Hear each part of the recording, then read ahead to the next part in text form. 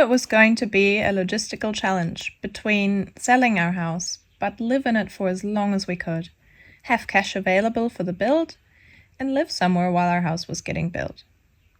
The bank didn't allow us to keep our house until the new house was finished, so it was time to sell.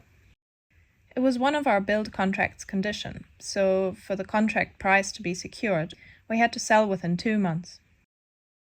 We also needed somewhere to live and store all our stuff. Richard's parents owned a small, 18 square meter sleep-out on their lifestyle property. Since it has only one room, we couldn't imagine how we would live in it with our 3-year-old, who's normally a good sleeper if he has his own space. We decided to build a separate portable home where our boy could sleep. Why not add another challenge in the mix while we were getting so good at them?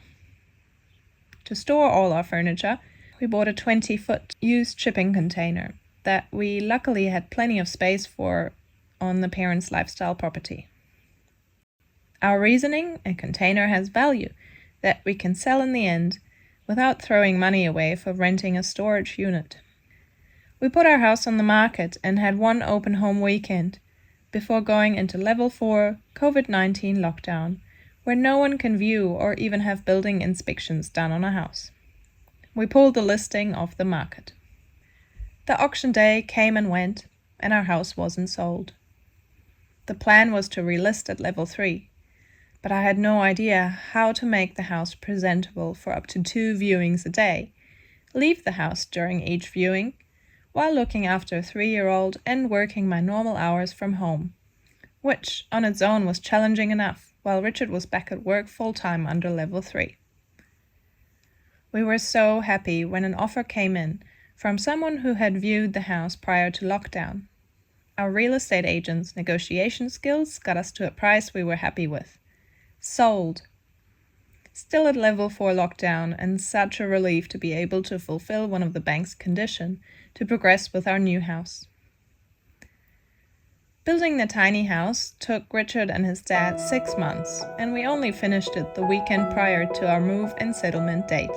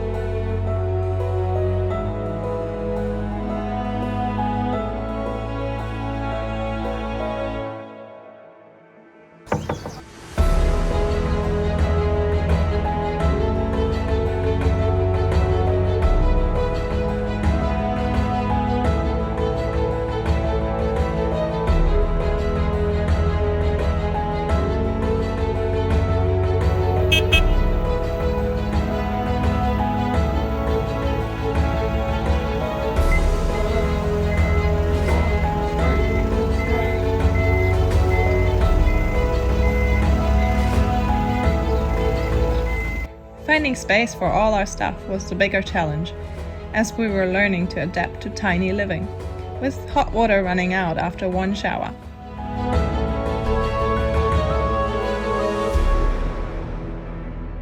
One thing I hadn't factored in was that we were moving to a farm at the start of hay fever season.